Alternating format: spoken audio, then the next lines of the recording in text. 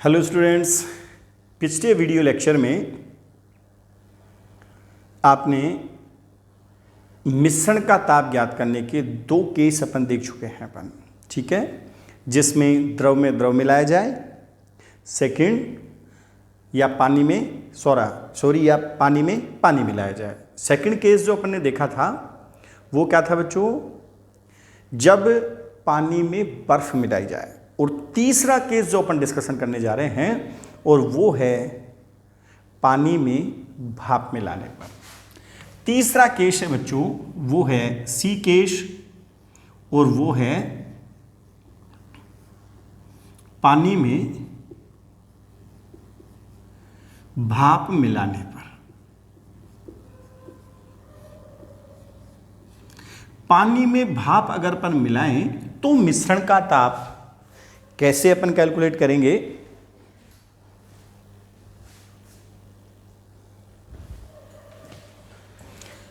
तो ध्यान दो बच्चों, डायरेक्ट अपन क्वेश्चन से स्टार्ट करते हैं। 50 डिग्री सेल्सियस के 5 केजी पानी में 50 डिग्री सेल्सियस के 5 केजी पानी में 100 डिग्री सेल्सियस की 1 केजी भाप मिलाने पर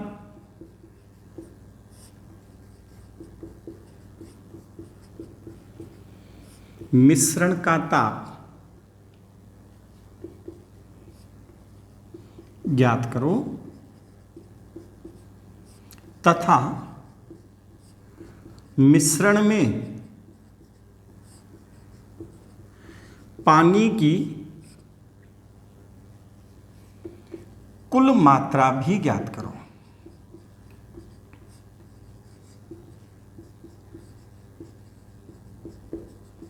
यह बच्चों बहुत ही अच्छा क्वेश्चन है। जैसे अपन ने बताया था कि आपको तो क्या करना है, एनर्जी इक्वेशन लगा देनी है। अपन ने बर्फ वाले क्वेश्चन में देखा था कि अगर मिश्रण का ताप 0 डिग्री सेंटीग्रेड से कम आता है तो मिश्रण का ताप क्या मानेंगे आप, 0 डिग्री सेल्सियस मानेंगे, ये बताया था।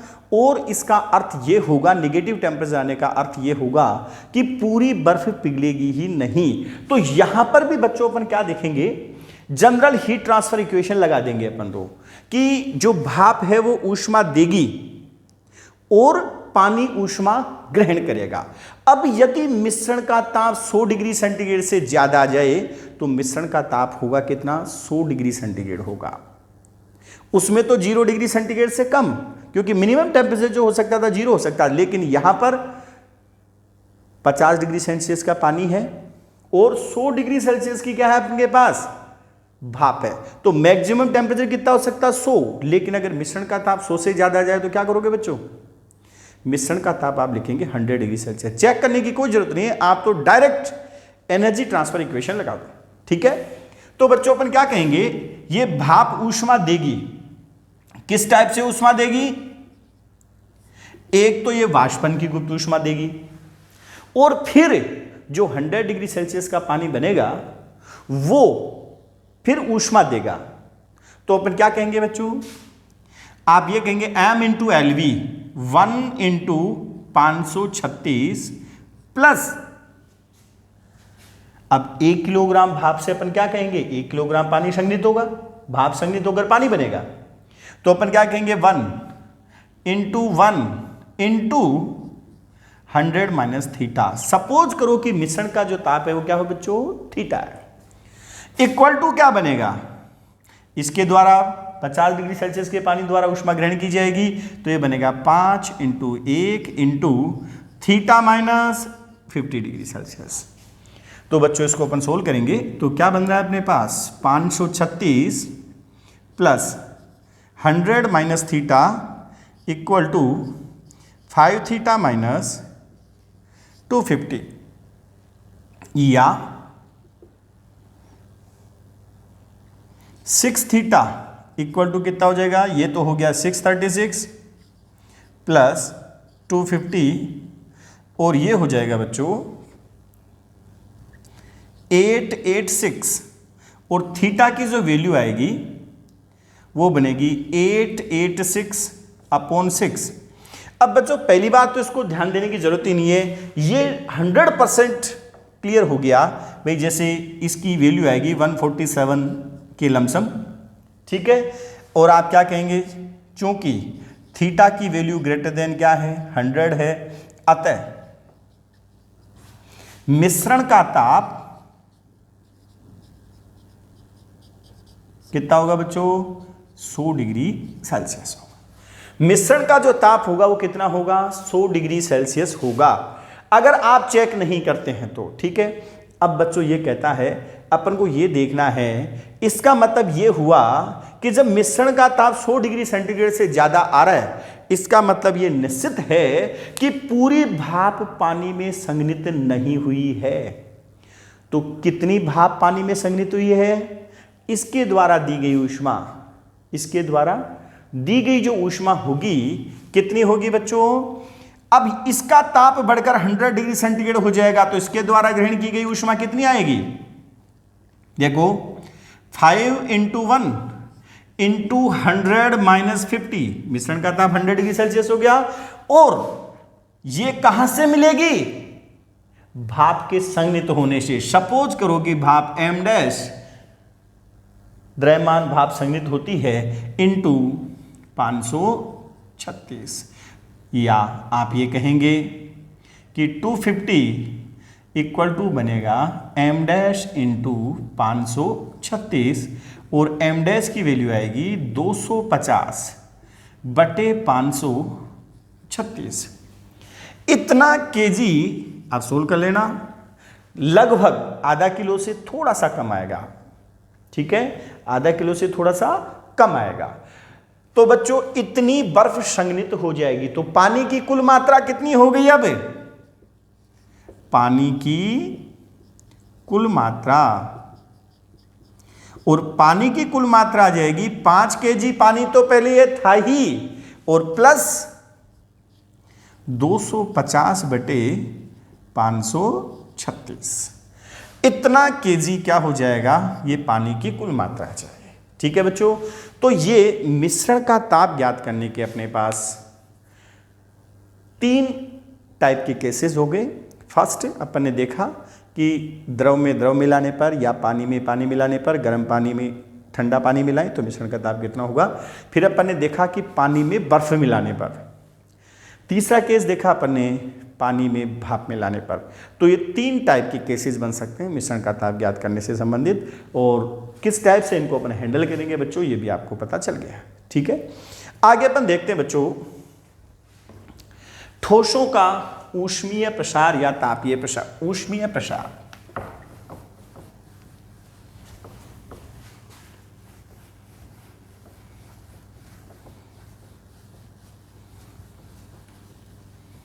ठोसों का तापीय प्रसार।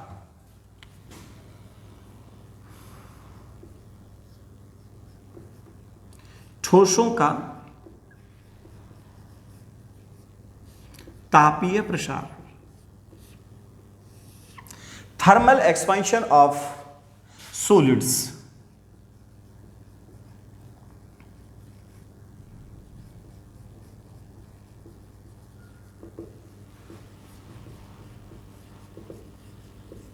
Thermal expansion of solids. तो बच्चों ठोसों का जो ऊष्मीय प्रसार होता है या तापीय प्रसार जो होता है, ये बच्चों 3 टाइप का होता है, जिसमें फर्स्ट आता है रेखीय प्रसार।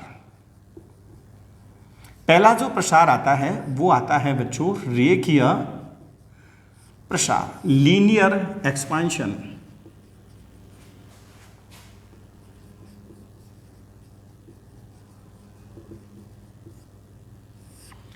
जब किसी तार या छड़ के ताप में वृद्धि की जाती है, यानी ऐसा ऑब्जेक्ट जिसकी केवल सिंगल डायमेंशन हो लंबाई, तो जब किसी तार या छड़ की लंबाई में के ताप में वृद्धि की जाती है तो उस छड़ की लंबाई में वृद्धि होती है, इसे अपन क्या कहते हैं, रेखीय प्रसार कहते हैं। इसे क्या कहेंगे बच्चों? रेखीय प्रसार। तो कैसे डिफाइन करेंगे? जब किसी तार या छड़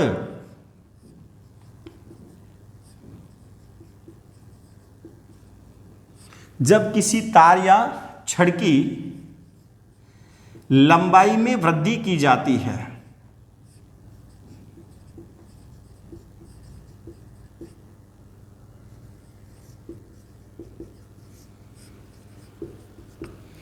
जब किसी तार या छड़ की लंबाई में वृद्धि की जाती है तो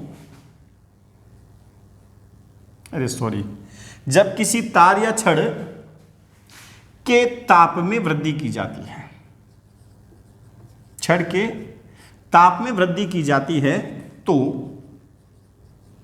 उसकी लंबाई में वृद्धि होती है।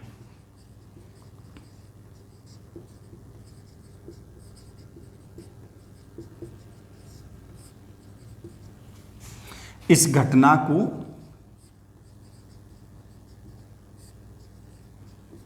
रेखीय प्रसार कहते हैं।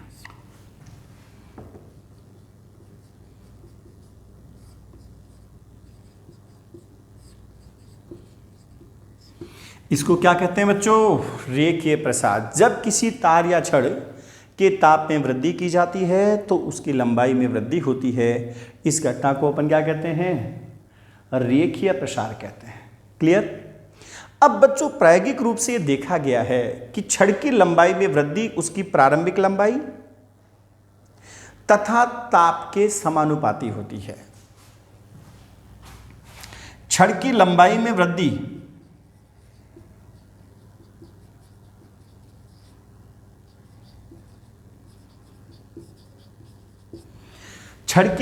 वृद्धि उसकी प्रारंभिक लंबाई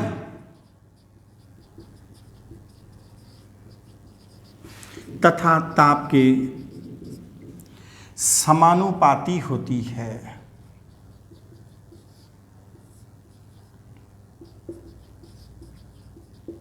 अर्थात LT माइनस L नोट, ये लंबाई में वृद्धि हो गई, ये डायरेक्टली प्रोपोर्शनल टू होती है बच्चों L नोट इंटू टी, प्रारंभिक लंबाई और टी के समानुपाती होगी। और या फिर मैं ऐसा कह सकता हूं कि LT minus L note, LT क्या है बच्चों? T डिग्री सेल्सियस पे छड़ की लंबाई है, L नोट क्या है? 0 डिग्री सेल्सियस पे छड़ की लंबाई है, और ये बराबर बनेगी alpha into L note T. और यहां पर बच्चों अल्फा एक नियतांक है जिसको अपन क्या कहते हैं? अल्फा को अपन क्या कहते हैं? रेखीय प्रसार गुणांक कहते हैं। क्या कहते हैं बच्चों इसको? रेखीय प्रसार गुणांक। अल्फा को बच्चों अपन बोलते हैं linear coefficient of thermal expansion. क्या बोलते हैं? Linear coefficient of linear expansion. क्या बोलेंगे बच्चों? Coefficient of linear expansion. अब ध्यान दें, मैं ये कहूंगा कि LT इक्वल टू क्या होगा बच्चों? L note plus L note alpha T, या LT इक्वल टू बनेगा L note into 1 plus alpha T. और बच्चों LT वर्सेस T के बीच में अगर कोई कर्व ड्रॉ किया जाए, LT वर्सेस T के बीच में अगर कोई कर्व ड्रॉ किया जाए तो ये बच्चों इस टाइप की एक स्ट्रेट लाइन आपको प्राप्त होगी। ठीक है? इस टाइप की आपको एक स्ट्रेट लाइन प्राप्त हो जाएगी।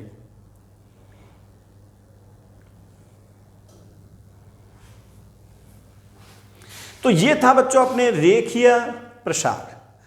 सेकंड अपन देखते हैं बच्चों इसी प्रकार से, और वो है क्षेत्रीय प्रसार।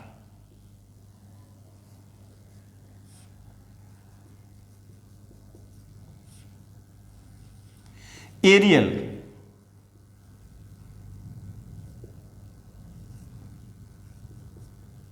एक्सपांशन। जब किसी पट्टिका के ताप में वृद्धि की जाती है तो उसके क्षेत्रफल में वृद्धि होती है। इसे अपन क्या कहेंगे बच्चों? ठोस का क्षेत्रीय प्रसार कहते हैं। जब किसी पट्टिका जब किसी पट्टिका के ताप में वृद्धि की जाती है तो उसके क्षेत्रफल में वृद्धि होती है।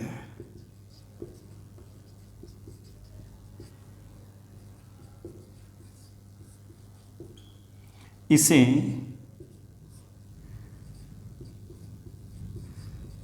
क्षेत्रीय प्रसार कहते हैं।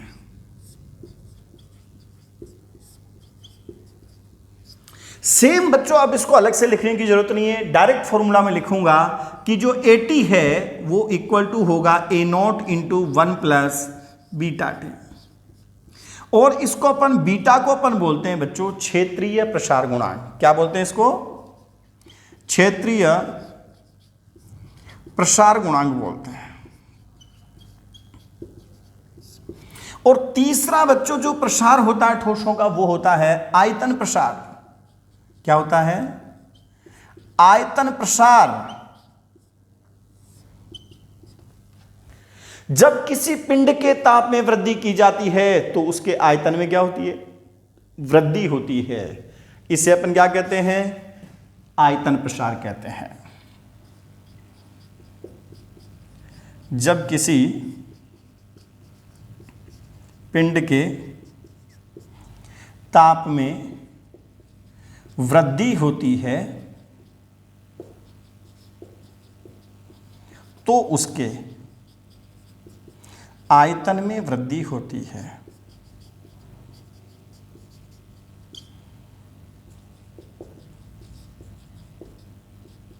जिसे आयतन प्रसार कहते हैं।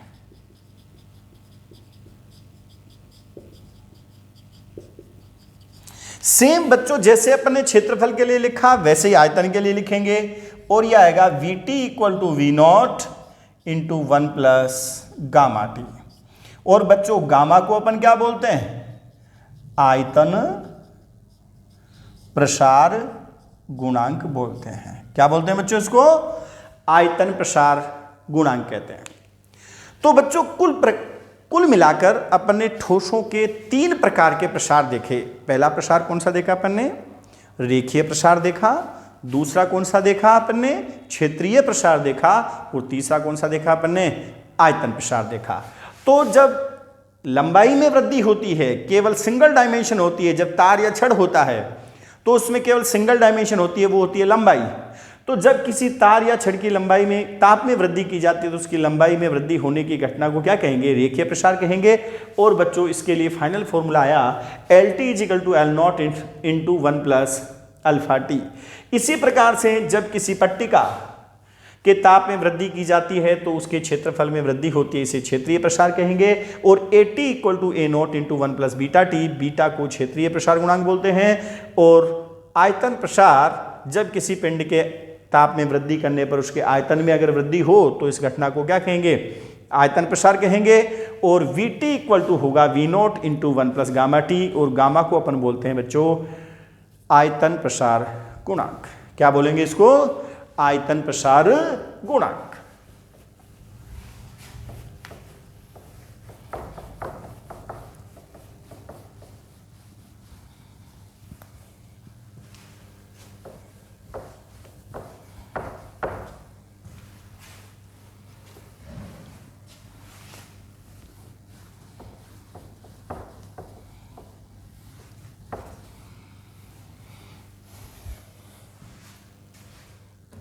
अब सबसे पहले बच्चों अपन ये देखते हैं कि ये जो अल्फा, बीटा और गामा में संबंध अपन देखेंगे।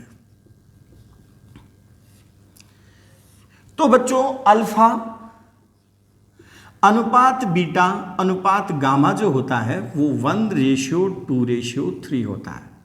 ये ध्यान देने वाली बात है। अल्फा बीटा गामा में क्या रिलेशन होता है? Alpha ratio beta ratio gamma जो होता है वो क्या होता है? 1:2:3 होता है। तो ये अल्फा बीटा गामा में क्या होगा? रिलेशन है। अब बच्चों सबसे इंपॉर्टेंट चीज, रेखीय प्रसार, क्षेत्रीय प्रसार और आयतन प्रसार पर आधारित अपन कुछ क्वेश्चन डिस्कशन करेंगे, जिसमें पहला क्वेश्चन अपन देखते हैं। क्वेश्चन नंबर फर्स्ट,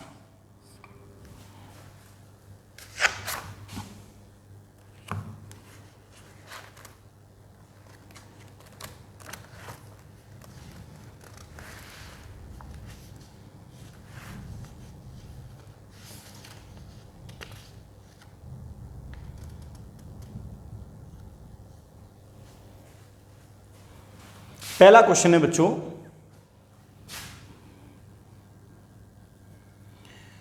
दो छड़ों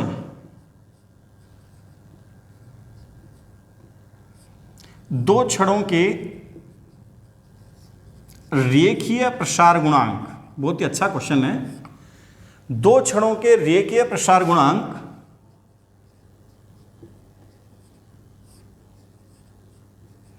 क्रमशः अल्फा 1 तथा -अल्फा 2 हैं। यह एक ऐसा पदार्थ है जिसका ताप बढ़ाने पर लंबाई में कमी होगी। दो छड़ों के रेखीय प्रसार गुणांक क्रमशः अल्फा 1 तथा अल्फा 2 हैं। यदि इनके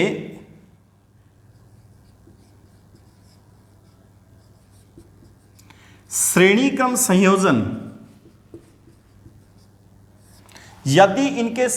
संयोजन की लंबाई में वृद्धि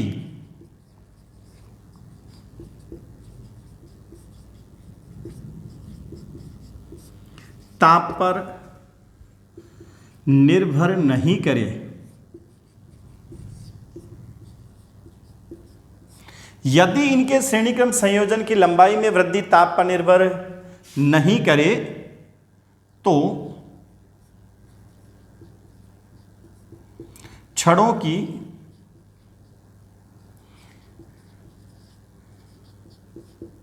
लंबाइयों का अनुपात ज्ञात करो।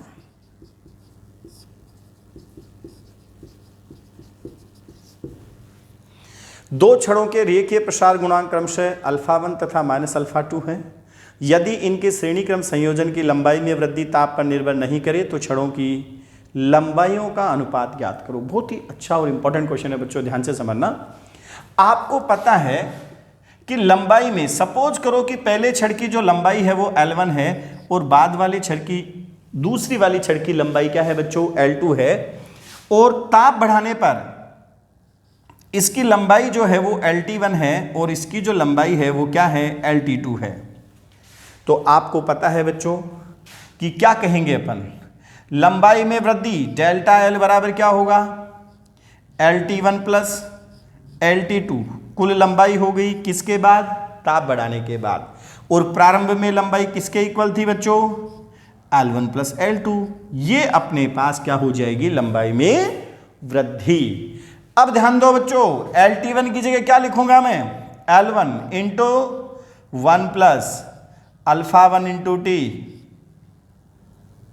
Plus L2 into 1 minus alpha 2 into T minus L1 minus L2, या आ जाएगा बच्चों L1 plus L2 plus L1 alpha 1 minus L2 alpha 2 into T minus L1 minus L2। L1 से बच्चों L1 कैंसिल हो गया, L2 से L2 कैंसिल हो गया, और डेल्टा L जो बनेगा वो क्या बना अपने पास, L1 alpha 1 minus L2 alpha 2 into T. अब बच्चों ये लंबाई में वृद्धि ताप पर निर्भर कब नहीं करेगी, जब इस टी का गुणांक क्या हो जाए, 0। इस छड़ की लंबाई में वृद्धि, संयोजन की लंबाई में वृद्धि ताप पर निर्भर कब नहीं करेगी, जब इस टी का गुणांक क्या हो जाएगा बच्चों, 0। तो आप क्या कहेंगे, संयोजन की लंबाई में वृद्धि संयोजन की लंबाई में वृद्धि ताप पर निर्भर नहीं करेगी यदि टी का गुणांक शून्य हो। टी का गुणांक क्या हो बच्चों? शून्य हो। अर्थात L1 alpha 1 minus L2 alpha 2 equal to 0 या L1 alpha 1 equal to L2 alpha 2 या L1 by L2 equal to बनेगा alpha 2 by alpha 1। L1 by L2 equal to बनेगा बच्चों अल्फा 2 बाई अल्फा 1।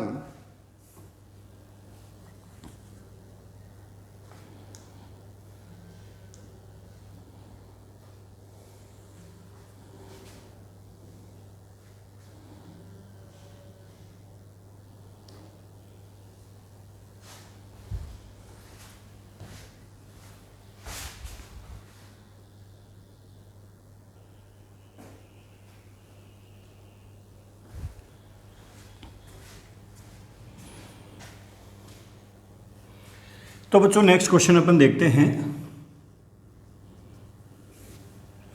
एक सरल लोलक का दोलक एक तार से लटका है जिसकी लंबाई L और रेखीय प्रसार गुणांक अल्फा है। तो सिद्ध करो कि ताप बढ़ाने पर सरल लोलक के आवर्तकाल में भिन्नात्मक वृद्धि तार की प्रारंभिक लंबाई यानी तार की लंबाई पर निर्भर नहीं करती है। ये अपन को बच्चों प्रूव करना है। क्या क्वेश्चन है? एक सरल लोलक का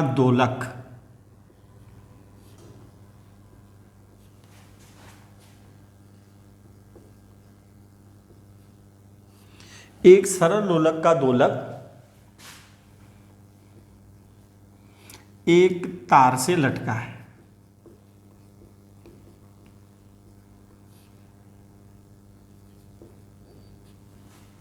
जिसकी लंबाई L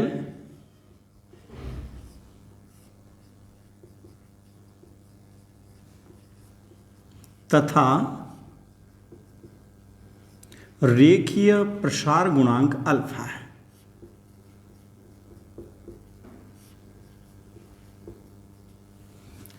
एक सरल लोलक का दोलक एक तार से लटका है जिसकी लंबाई L तथा रेखीय प्रसार गुणांक अल्फा है। तो सिद्ध करो कि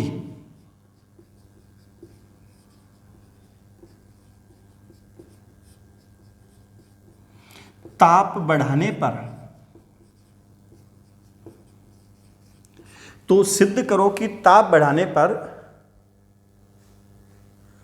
लोलक के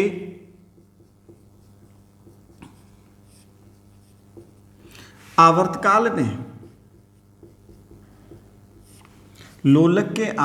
में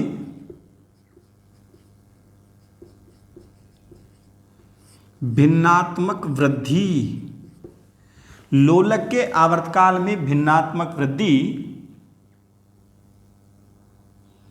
उसकी लंबाई पर निर्भर नहीं करती है।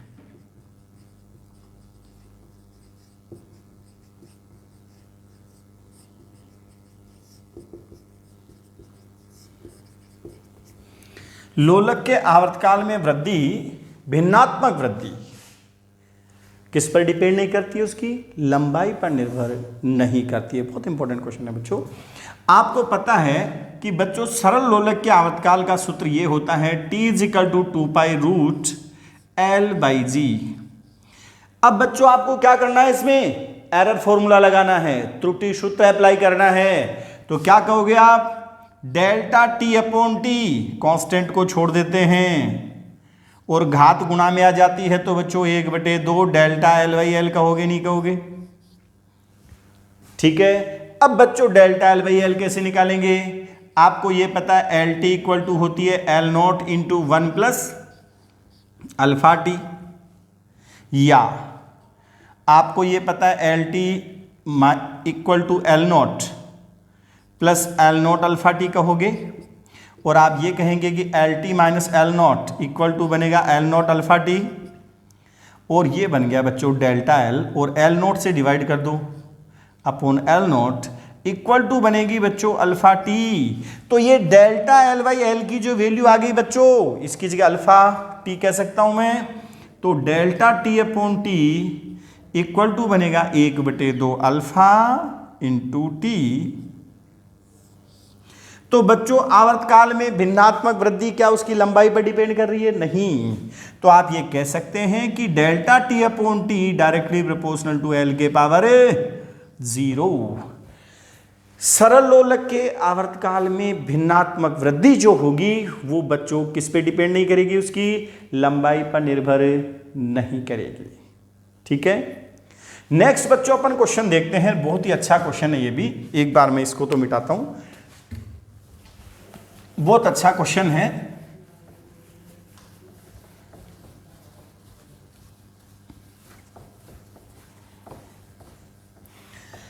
क्या क्वेश्चन है बच्चों, एक बार ध्यान दें। अपने पास बच्चों 3 छड़ें हैं, समान लंबाई की 3 छड़ें हैं अपने पास, और इनको एक समबाहु त्रिभुज की आकृति में वेल्ड किया गया है, जोड़ा गया है। यह अपने पास है P, Q और R। आपको यह कहा गया बच्चों कि यह जो PQ छड़ है उसका रेखीय प्रसार गुणांक अल्फा 1 है। PQ का रेखीय प्रसार गुणांक कितना है? अल्फा 1 है, जबकि PR और QR इन दोनों का रेखीय प्रसार गुणांक क्या है? अल्फा 2 है। अब यदि मैं यहां से लंब डालता हूं, यह क्या कहता है बच्चों कि जब इस निकाय के ताप में वृद्धि की जाती है तो यह दूरी AR अपरिवर्तित रहती है। दूरी AR जो है वो बच्चों क्या रहती है?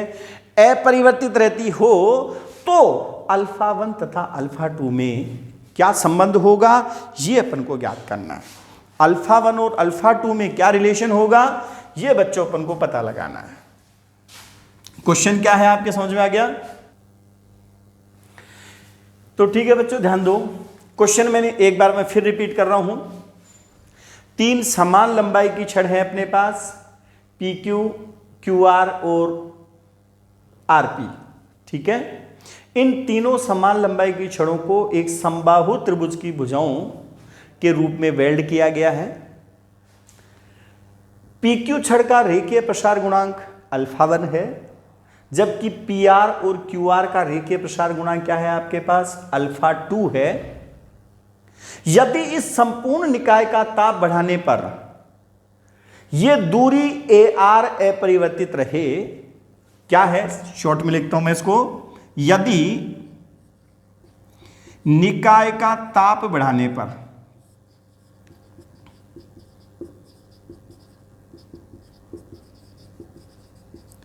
दूरी AR अपरिवर्तित रहे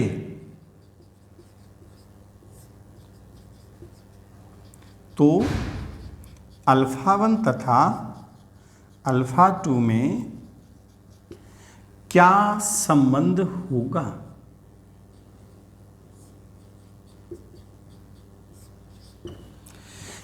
ठीक है बच्चों, सिंपल सा। अब कैसे कहें, आपको पता है बच्चों पहले जो दूरी AR है, प्रत्येक की लंबाई में L मान लेता हूं। ठीक है, तो प्रारंभ में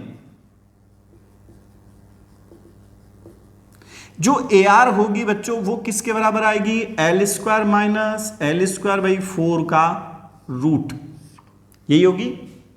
पाइथागोरस प्रमेय से ये दूरी L/2 हो जाएगी, ये दूरी L है, तो AR जो होगी प्रारंभ में वो हो जाएगी L² माइनस L²/4 का रूट। अब बच्चों गर्म करने के बाद क्या होगा?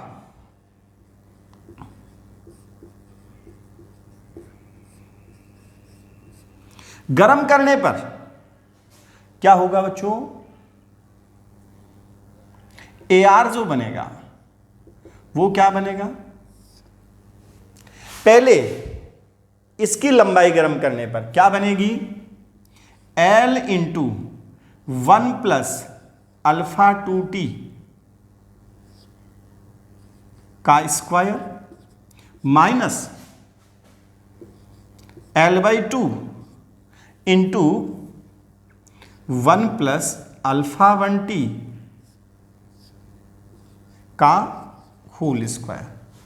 अब क्या कह रहा है बच्चों, ये दोनों दूरियां आपस में बराबर होंगी, यानी ये दूरी AR अनचेंज रहती है, तो क्या कहूंगा मैं इसमें बच्चों L स्क्वायर तो मैं कॉमन ले लेता हूं कंप्लीट में से, तो आप कहेंगे, और या फिर दोनों का स्क्वायर कर लो आप, एक बार तो ऐसे लिख दो, चलो L स्क्वायर कॉमन लूंगा तो L बन के बाहर निकल जाएगा, और ये बनेगा बच्चों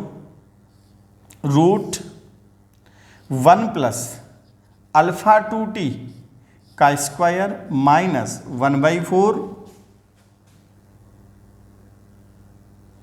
इंटू 1 प्लस अल्फा 2t का होल स्क्वायर। ठीक है बच्चों, और इसको थोड़ा सा और सोल्व करें, तो अब इसको द्विपद प्रमेय से अपन खोलेंगे, तो ये बनेगा 1 प्लस 2 अल्फा 2t, क्योंकि अल्फा की वैल्यू बहुत कम होती है, इसलिए अल्फा t का जो गुणांक है स्क्वायर करने पर और भी छोटा आ जाएगा, द्विपद प्रमेय से खोल के इसको नगण्य मान के छोड़ेंगे, minus 1/4 into 1 plus 2 alpha 2t, और ये बनेगा बच्चों अपने पास 3L²/4 का रूट, और ये बनेगा √3L/2। इन दोनों को बच्चों अपन को क्या करना है, बराबर करना है, इन दोनों को बराबर करेंगे और स्क्वायर और कर लो आप, तो क्या बन जाएगा ये 3L²/4 इक्वल टू बनेगा L² इंटू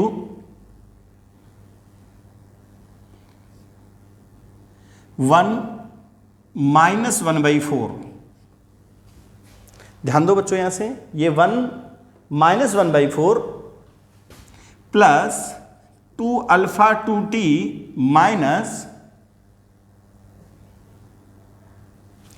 सॉरी बच्चों, ये होगा अल्फा 1, ये अल्फा 1, ठीक है, और ये हो जाएगा 1 minus 1/4 2 alpha 2t minus alpha 1t/2, L² common आके कैंसिल हो जाएगा। ध्यान देना बच्चों, 1 माइनस 1/4 क्या बनेगा 3/4, 3/4 से 3/4 कैंसिल, एक स्टेप और लिख लो बोली, 3/4 इक्वल टू क्या बनेगा 3/4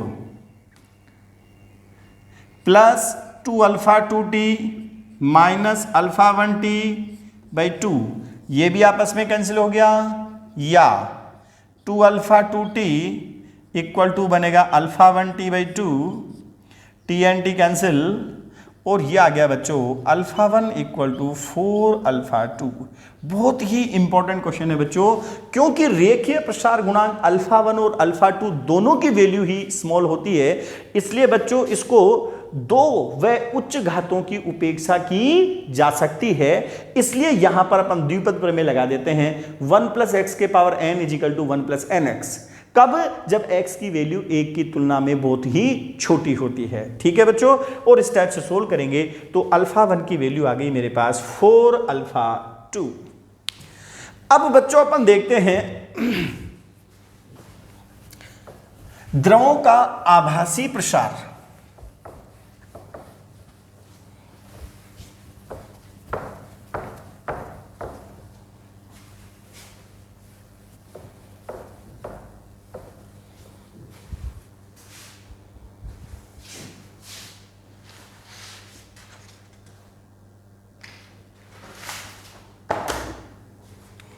आगे बच्चों अपन देखते हैं द्रव का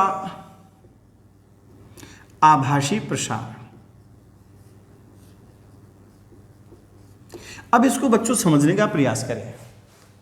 जैसे सपोज करो कि ये मेरे पास कोई भी एक पात्र है, कंटेनर है, इसमें मैंने क्या किया कि द्रव रखा, द्रव भर दिया, और इसको मैं क्या करता हूं, यहां से इसको गर्म करते हैं। कुछ समय बाद बच्चों अपन ने यह देखा कि द्रव का जो आयतन बढ़कर यहां तक हो गया। लेकिन क्या द्रव का आयतन ये सही है? एक्चुअल प्रसार हुआ ये नहीं। क्यों?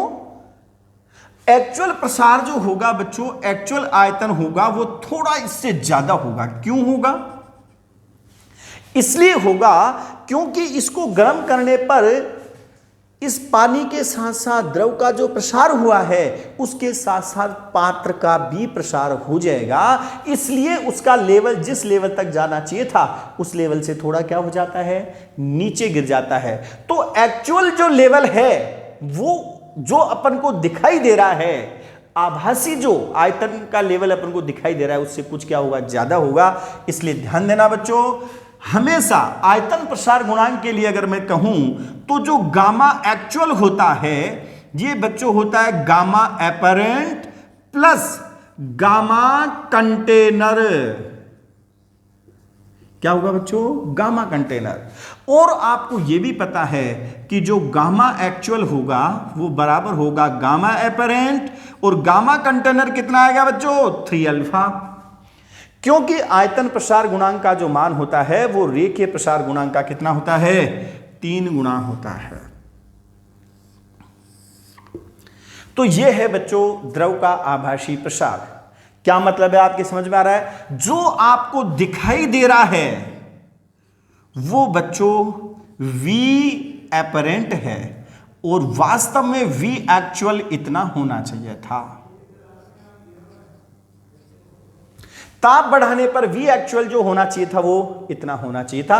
इसलिए गामा एक्चुअल बराबर होगा gamma apparent plus gamma container, और गामा एक्चुअल बराबर गामा एपरेंट प्लस 3 अल्फा। अब बच्चों अपन एक क्वेश्चन देखते हैं, बहुत ही अच्छा क्वेश्चन है।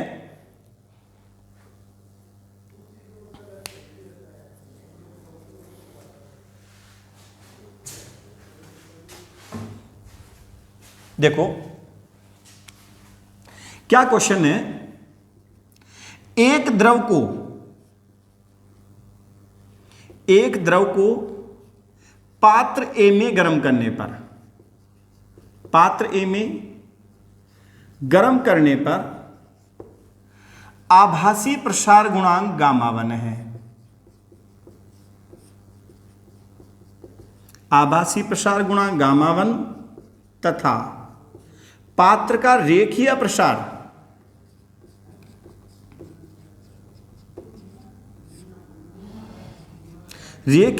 गुणांक अल्फा 1 है।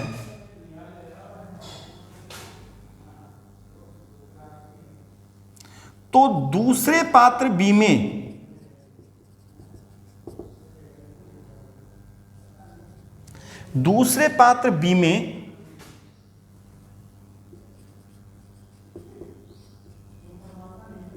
गर्म करने पर आभासी प्रसार गुणांक कितना होगा? आभासी आयतन प्रसार गुणांक गामा 2 का